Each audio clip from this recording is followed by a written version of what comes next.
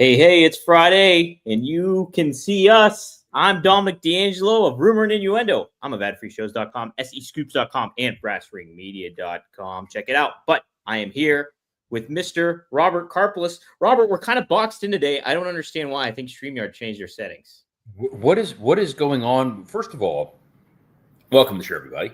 Second of all, Dom, the guy very far the other side of me, sent me the wrong link. I'm sitting there waiting in a room. There's nobody there. I'm going, something seems weird. I get into this room, and I'm trapped in a very small box. Remember, did you ever play, like, what's it called, Jazz Ball? The thing on, like, the computer where, like, the ball bounced, and then you made a line, and then it made the boxes smaller? No, I've never played that. Just like a Windows 95 situation here, and it shrinks the boxes. That's what I feel like I'm in now. It's making me very uncomfortable. It's so tight, claustrophobic. It's so tight, and this show is going to be tight. How's that? I don't know. Hey, I like we'll say hi to Ron Ward. Said, "Hey Dom, can you take back your gloomy weather?" I don't even know where Ron is, but I guess there's gloomy weather where Ron is. I'm sorry, Ron. E says, "What's up?" So the boxes may be small, comments still the same. Wrestling Old Head says, "Good after morning, R&I. John Cena's final SmackDown appearance. Is he going to bring the ruthless aggression?" It is in Chicago, where he debuted at. How about that? They're in Chicago. How about it? I don't know what. Jeff Henninger, hello, R&I. Nice of Dom to get a recent photo of John Cena for the thumbnail. There's a reason. What thumbnail? He's holding the United States Championship. I don't even really know where the thumbnail exists, but I'm glad you hear it. Marcus Johnson says, the commish is back, Rumor. I didn't realize Marcus deputized himself as the commissioner of Rumor and Innuendo, but welcome. I will dole out heavy fines to Triple H if he fumbles AJ Lean return tonight. I, for one, am truly hoping it's Lita. Oh, my God. Could you imagine? What a curveball. Or Kelly Kelly. Or Kelly. Or Beth Phoenix.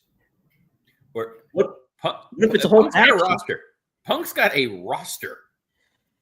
Hey, CM Punk used to maybe stand for Chick Magnet originally. Oh, hold on. Dre Owen says, hello. Hearing Scott justify $40 for AEW was comical. LOL. Robert, I got to address that. He really ripped into me that this episode. Scott, so this is talking about working stiff. Yes. Scott was he was in a mood. It's like, this is the thing. Having raised toddlers, I understand sometimes you just kind of have to let them just get it out of their system for a few minutes, and then they're back to normal. And Scott was trying so hard to justify the AEW $40 price tag for their pay-per-view that numbers stopped making sense. He kept saying, well, it's cheaper than the ESPN deal. I'm like, the ESPN deal is $30.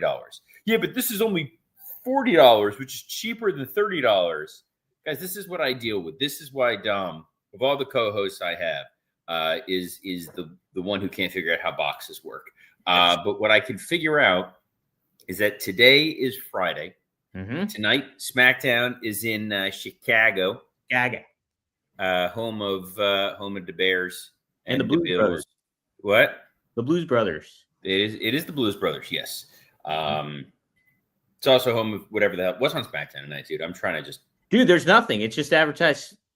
John Cena. I looked at the preview. There's just nothing advertised except John Cena. What more do you need?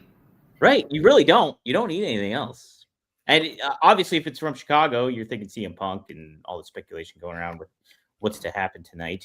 So, are we thinking that CM Punk is going to be there tonight? I think so, right? Because didn't he tease something with Adam Pearce about like, hey, SmackDown's in Chicago, right? Yeah. Mm-hmm. Well, I feel like it's probably it's safe for him to show up because Vince isn't running the ship anymore. And really? In theory, Vince isn't running the ship, but I guess the idea being when you're the hometown guy, things don't always go well for you. Ask Rey Mysterio, or I would say ask Jim Ross, but don't wake Jim. Jim's very busy right now. He's moving. He's selling his place in Jacksonville. He's going back to Oklahoma. Is he really? He is. Wow.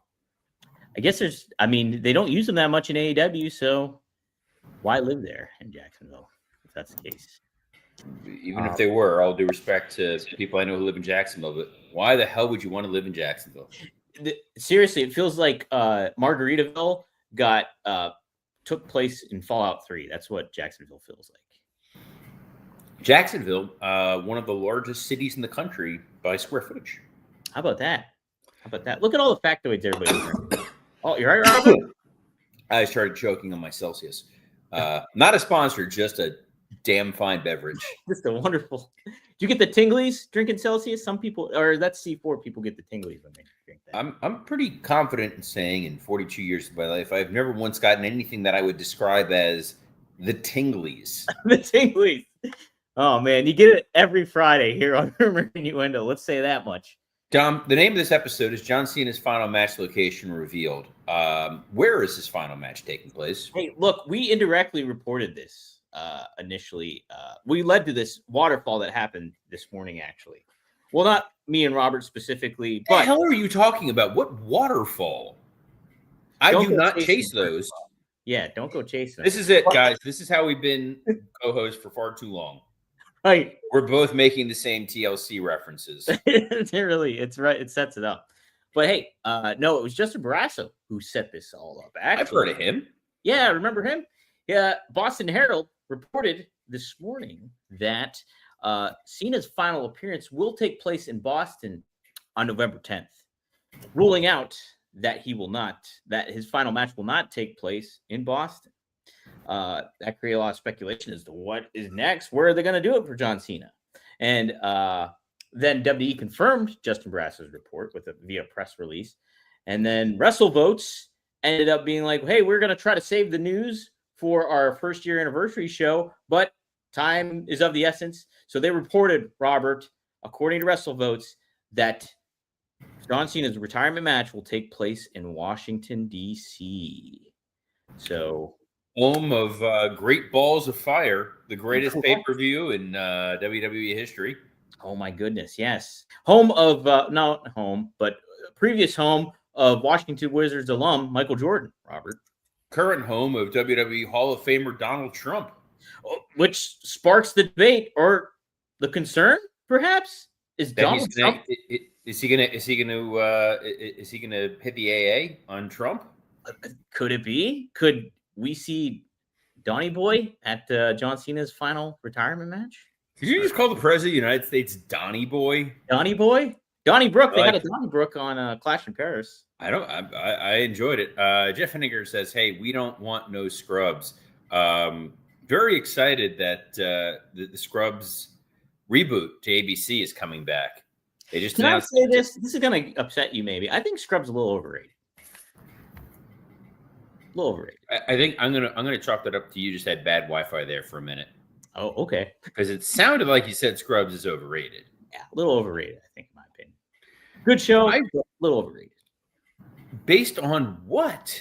Based on people like it a lot, and that I understand why people like it, but I think it kind of overstayed its welcome at the first point, and bringing it back, I get it. It makes sense. Just a little overrated, in my opinion.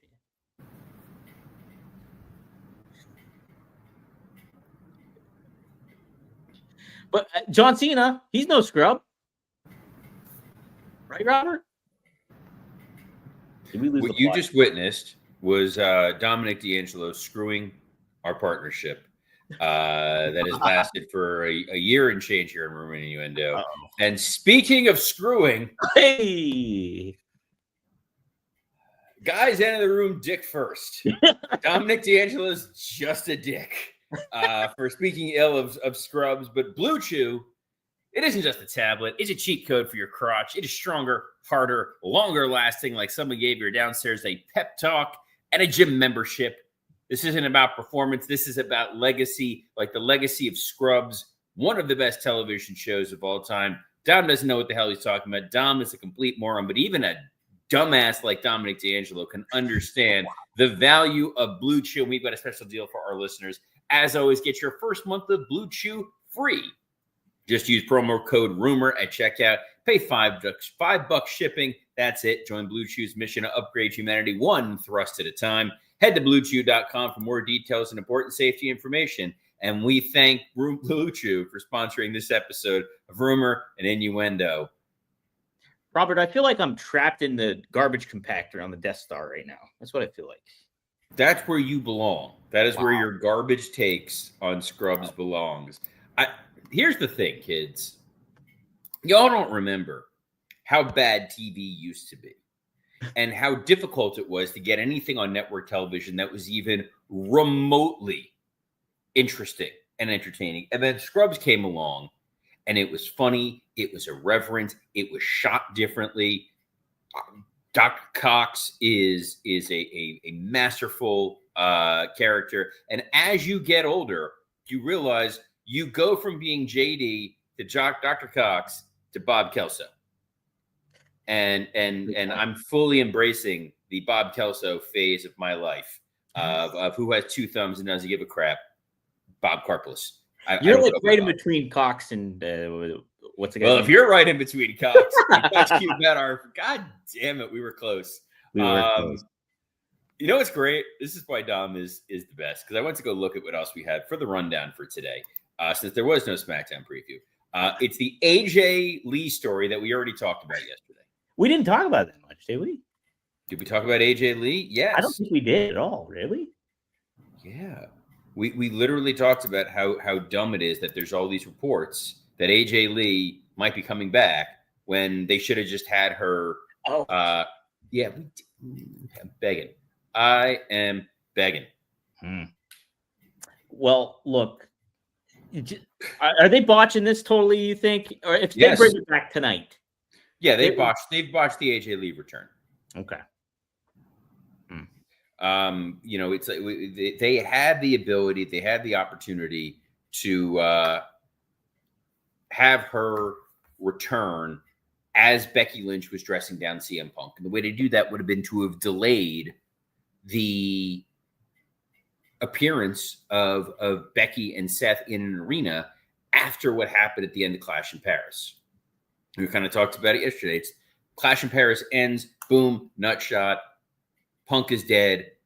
Seth gets the pin. Him and Becky are celebrating. You have Punk waiting outside the arena for him the next night. Then they don't show up. You have a video screen of them and their hotel, Eiffel Tower in the background. I won my title match. She won her title match. We're off celebrating. We're not here. We're not showing up in some stinking arena. We'll see you next week. Then, boom, they're there. Punk's got the plan of AJ prepared to be there, and then everybody's happy and off to the races. That makes sense. I think, the ardent fan is more excited either way for AJ to return. The ardent fan? Yes, I always use You made that sound far more elegant. I know. The ardent, the connoisseur of World Wrestling Entertainment programming. The ardent fan with the fine neck beard. No wrestling fan. Like I got the privilege and honor of being around wrestling fans at the BRCW show on Sunday. It's quite a mix. I was going to say healthy mix. Some of those folks healthy. Not really the word you're going to go for, but you get that at any event. I'm excited. This Sunday, I'm going to get a chance to spend some quality time with the Stanley Cup. Really? Hockey fans, similar to wrestling fans. That's believable, right? Yeah. What was I going to say? I can't remember. I couldn't even read the fact. I'm still trying to figure out this hatred of Scrubs. I never said that. I never said I hate it. I just absolute, outright, vehement, violent, somewhat uncomfortable hatred. I could name several sitcoms that are better than Scrubs right now. That's a fallacy of how to argue. Is it? I'm not. It's whether or not a particular show is good or not. Let's compare it to other. Matters. Well, you said it's the top comedy of all time. I don't know. I never said the top comedy of all time. Well, you said it is a top comedy of all time. I said it is yes. I think it's one of the most revolutionary comedies of the last 25 years. No, my top comedy, my top sitcom of all time is always going to be Sports Night. That's always the case. Marcus Johnson says you need a new co-host, Rob. Wow. Well, he's already gone through. Also, Wrestling Old Head wanted me to do the Bob Kelso "You're Wrong" bit, but we don't have that kind of time. No, we don't. To dig into. Actually, we probably do today. Let me see. That's fine. So what's funny about all this is I actually have gotten pinged. I'm going to a meeting as soon as we're done with this to talk about the next BRCW show. Ooh! So I'm excited to start mapping that out for November and who we're gonna have involved in it. And I'm excited for that to get posted up on YouTube, the show, so I can share with you guys some of the things that we put together there. Sometimes you go to one of these independent wrestling shows, it's an absolute blast. Like, you just kind of remember the joy and fun of wrestling, and that's absolutely what I'm here for. It's what we're all kind of here for. For as much as some people in tiny boxes wearing hats have horrible takes on other matters, wrestling is sort of this great, weird, unifying thing. I was having this conversation with all people with Jerry Lawler, and I was talking about, like, for him, he's never not Jerry the King Lawler. No matter where he goes in any situation, like, he's just aware of, someone's going to come up to me. They're going to talk to me. They're going to recognize me. And I'm going to have to be Jerry the King Lawler for that moment, that minute. Like, the waiter at the restaurant recognized Jerry Lawler and was so excited. It's like, all right, you get that. I'm a lot more clandestine in it, but every professional endeavor I've ever had, every major, Fortune 500 company or globally recognized organization I've worked for, at some point in time, they wind up finding out where I worked, and the professionalism on there immediately evaporates. Yeah. It can be the most buttoned up professional conversation, and then they wait, they look around, like, all right, so you ever meet the Undertaker? Or, I got to tell you about this house show I went to in 1989. Yep. You're like, yeah, that's the beauty of wrestling. It's why we get a chance to do this. It's why Dom and I dig getting to do this every Monday through Friday at noon Eastern on a plethora of platforms. We're at the same place, kind of like AEW, how they just will never leave the ninth circle of hell that is the 2300 arena for them.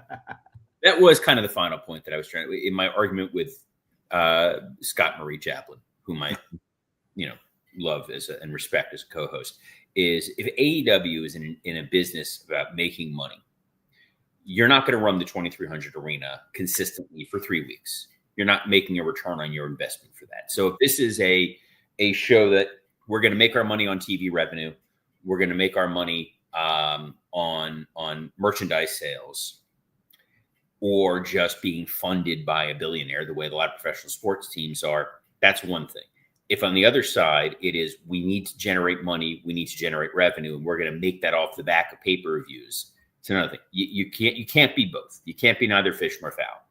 And if you're going to charge fans $40 for a pay-per-view with no additional added benefits and bonuses to it, in WWE, you're going to spend that $10 or $30 a month for the ESPN thing. You're still getting all of the ESPN programming that's going to be uploaded on there. If you got Peacock, you were going to get all of the Peacock programming, which now includes the paper, which I tried watching the first 15 minutes of that. Not good. It's still too soon to tell. I'm trying to give them the benefit of the doubt. Yikes. And you're charging the folks $40 when you could get a much larger audience at a much lower price point. It doesn't feel like All Out from right now, the way that it's structured, that they're giving you a WrestleMania caliber show. And at that dollar figure, $40, $50 a month, yeah, you damn sure better be giving me something major. And all due respect to the Hurt Syndicate versus the Gates of Agony and Ricochet, friends with actually all of those guys now that I think about it. I produced Lashley's debut on SmackDown. We go back a ways. I don't know that that's necessarily a pay-per-view quality match for that dollar, for that figure. I think too. Go ahead, Robert. It feels like an in your house kind of situation. Yeah, and I think too. I mean, I was listening. Obviously, I was listening to the podcast, Working Stiff with you guys, and I think Well, I would hope so. You're our producer. Scott made the point about you speaking of you that you kind of disregard the aspect of WWE's ticket sales. Well, I kind of see that point, but in the same turn, I also see the fact that WWE has a reason that they can make a high price point and then, if need be, go down, while AEW is in the opposite range where they should not be making a high price point at this point and trying to be different and maybe work their way up if that's ultimately what they want. But they should drop the price point down to be different from WWE. It's not even a question that it's general basic economics. If you are trying to compete with WWE to be a globally recognized brand, you want to make it as easy as possible for people to be able to consume your product. And if you are putting on a better product, and their pay-per-views in a lot of people's eyes are indisputably a better show. That you watch an AEW pay-per-view and you're going to get better wrestling. That's fine. You're entirely entitled to think that. I've watched a lot of AEW pay-per-views where I went, that was a hell of a show. That was worth every penny of what I just paid for. But you want to put that in front of as many people as possible. Because if you get your million viewers or whatever that are tuning in to Dynamite to try your pay-per-view and they get hooked and it's $10, man, that's a win across all sides. You get that impulse buy, that I'm going to click the button and I'm going to watch this. I'm going to give it a shot. Asking $40 from your fans when you're not giving them, and when you're already paying for HBO Max, or you're already paying for an Amazon Prime subscription, it doesn't make a lot of sense to me unless there really is an economic mechanism that's driving this. That's not publicly disclosed. WWE, a lot of the time, for as mistaken as a lot of their decisions are, they are a publicly traded company. I mean, they're now under the TK umbrella, but they were a publicly traded company. You have fiduciary responsibilities. You got to do what's best for Wall Street, which sucks and isn't great for consumers. But as someone who's worked for publicly traded companies, who currently works for a publicly traded company, I understand the variety of, for lack of a better term, the masters you are trying to serve. And you owe your shareholders a fiduciary responsibility. And so you can't just say we're giving away pay-per-views for free. We're getting the best value possible, getting the best deal possible. And a $300-something million deal with ESPN is absolutely the best deal possible. When you're AEW, the only person you're answering for is one. It's Tony Khan. It's his bank account. And if he's reaching a situation where this is not financially stable and viable and tenable, then yeah, you got to pull leverage. You got to make that work. If you are making money, find a way to justify the price point. Don't make it, we have a great announcement for you about HBO Max. And the announcement is, we're charging you full boat for a pay-per-view. Yeah. I don't quite understand it. The good thing is Rumor and Innuendo comes to you Monday through Friday for free on a plethora of platforms. I was going to say a variety. It ain't variety, guys. It's a plethora. Including the WW_Creative_ISH X account, the @Dominic D'Angelo X account, the @SE Scoops X account, and on YouTube, on Rumor and Innuendo, and ad-free shows. Sadly, I can't do this all on my own. It's a reference to the Scrubs theme song, the TV show, the great Scrubs. So on behalf of Dom, I'm Robert Karpelis. Best of luck in your future endeavors. Guys, don't forget, I'm awesome, just like Todd is in Scrubs. The Todd. The Todd, baby.